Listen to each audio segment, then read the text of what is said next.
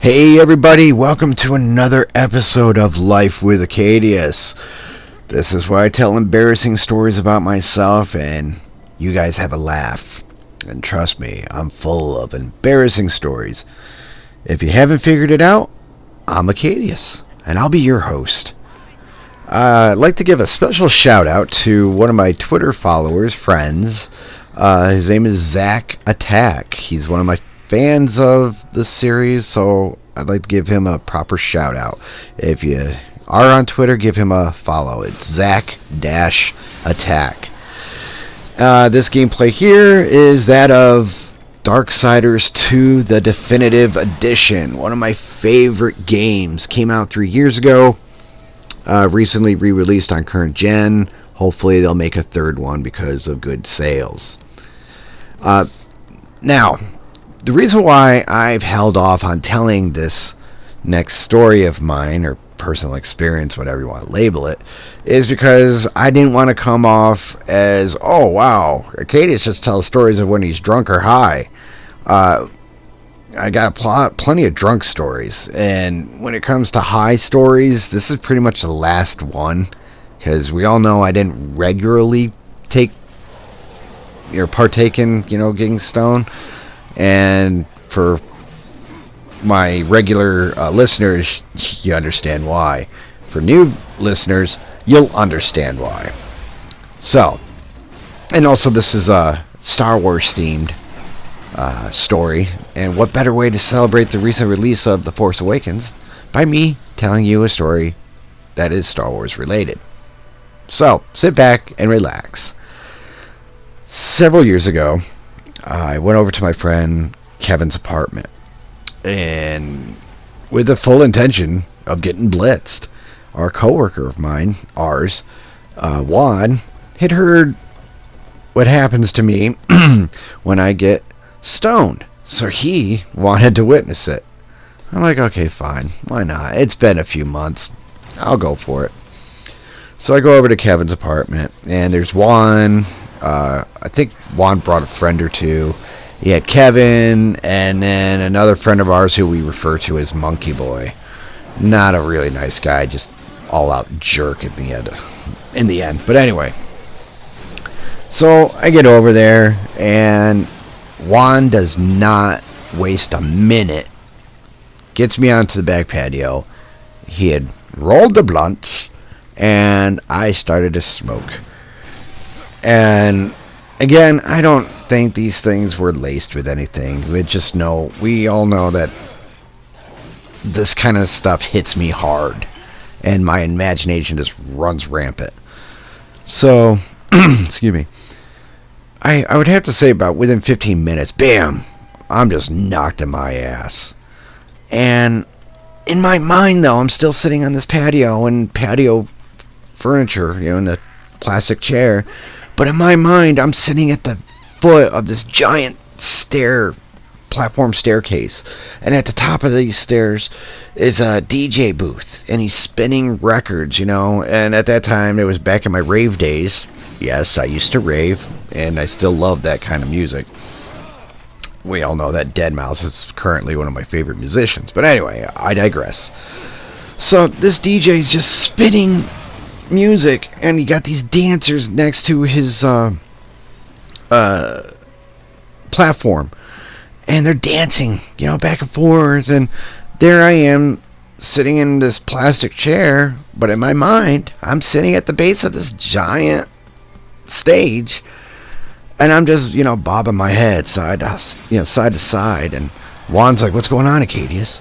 I proceed to tell him what I'm seeing, exactly what I just told you guys. And he's just laughing. Now his friend, on the other hand, is like, "What the hell?" And Kevin has to reassure this friend of Juan's, it's okay. This is Acadius. This is what he does. And so it continues on. And I go inside, and I'm sitting there in the living room, and some movie's playing. Some murder mystery solve it type movie. And I'm just staring at the screen, not paying attention. And everything that the actors were saying was in reverse. You know what I mean? They were talking, but it was coming out like yee lobble and I'm like, what the hell, man? I can't understand what they're saying. And Monkey Boy's girlfriend was over, and she's sitting next to me, and I'm like, can you understand what they're saying? She's like, yeah. I'm like, she's like, how are you hearing it? I'm like, they're talking backwards. She's like, wow. Well, just calm down. Just calm down. She's thinking I'm panicking. I'm just really bummed. So I'm trying to translate this backwards language that these actors are saying. Now, at the same time I'm trying to translate, I've got people walking in from the to the left of me, the sliding patio door, glass door. And these celebrities are walking in, but they're shrinking as they walk in front of the TV. I guess they didn't want to obstruct my view. And then they grow back to normal. And we had like Tom Cruise, which I don't know how much more he could shrink, but you know what I mean. He gets back to normal size. We had Kate Beckinsale. She walks past. She gets back to normal size. And I also kind of recall there was somebody inviting me to a party. And I asked Michelle if she was going to the party. And she asked what party. And I said the one that Kate is going to. But anyway, I don't remember how that panned out. Or played out. So anyway, Juan gets me back onto the patio. We smoke a little more. And for some reason, I see Bill Cosby. And he's talking to me. Jello pudding pop, Bill Cosby. Doing just doing the goofy voices. And I can't do a Bill Cosby impression, so I'm not even gonna insult myself by trying. But you know what I mean. He's just talking to me, and I don't know what he's talking about. But I'm telling Juan, Bill Cosby's talking to me. And he's like, what? I'm like, yeah, Bill Cosby is talking to me. So I go back inside. And I'm sitting on the couch, and I'm looking at the ceiling. Now, we're dealing with low-hang apartment ceilings, nothing tall. But in my mind, I'm looking at the ceiling, and it's like these cathedral vaulted ceilings. And I'm flashing back to an old Mario game, Mario 64, where in that game, in order to access new worlds, you had to jump in and out of paintings. And I'm sitting there, and that's all I'm seeing, is Mario jumping in and out of paintings, going woohoo, yahoo, and all that crap. And Kevin's like, what's the matter? I'm like, Mario's jumping through the paintings. He's like, what? And I'm just staring. And he's just like, wow, man, you are gone. I'm like, you think? Now, this is where it gets to the Star Wars theme. Now, I get really hungry. And I tell Kevin, look, I'm starving. And he's like, well, dude, I'm kind of toasted. I can't drive. I'm like, you don't have to drive. Take the Millennium Falcon. And he's like, what are you talking about? I'm like, the Millennium Falcon. It's parked out. Now, he lived next to a golf course, So there's this life-size Millennium Falcon parked there.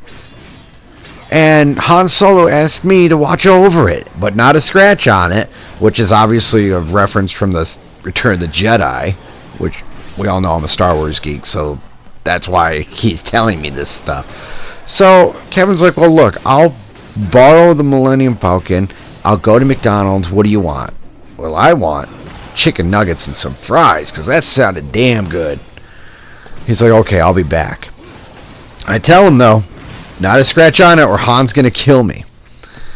So Kevin disappears. I don't know where he went. I don't know how long he was gone. It could have been just 3 minutes or it could have been 10 minutes. But anyway, he comes back and I'm like, okay, where's the food? He's like, bad news, man. The Death Star blew up McDonald's. My God, I believed him. I'm like, what? The Death Star blew up McDonald's. He's like, I'm so sorry. I'm like, oh, man. And he's like, well, I got more bad news for you. I'm like, what? Well, I knocked off the satellite dish off the Millennium Falcon. I'm really bummed out at this point. And I said, oh my God, really? Han's going to be pissed at me. Now, obviously, Kevin was playing on another Return of the Jedi sequence where, if you've seen the movies, the Millennium Falcon gets the satellite dish knocked off, the antenna dish knocked off the top of it. But anyway, So he's just having a laugh, and I'm just like bummed and hungry still. And to be honest with you guys, I don't remember anything after that. I think I might have just crashed on the couch, and that was it. All I do remember is that the following Monday when I went to work and I saw Juan again, he was like, "Man, that was worth it." I'm like, "Great. I didn't get McDonald's and you guys were freaking messing with me." But he had a laugh about it, and if everybody has a good laugh at my expense in that kind of situation, then so be it. I mean, it's not like, hey, look, we're going to send Acadius into the other room so we can get raped and we'll have a good laugh. No, it's nothing like that. So anyway, that is my story. And I was able to fit it within 15 minutes like I always do, just for you guys. So, leave a like, comment, and please subscribe. And until next time, this is Acadius. You stay safe. I'll talk to you next time. Bye. Look at me now. How I cursed that day. How I curse you.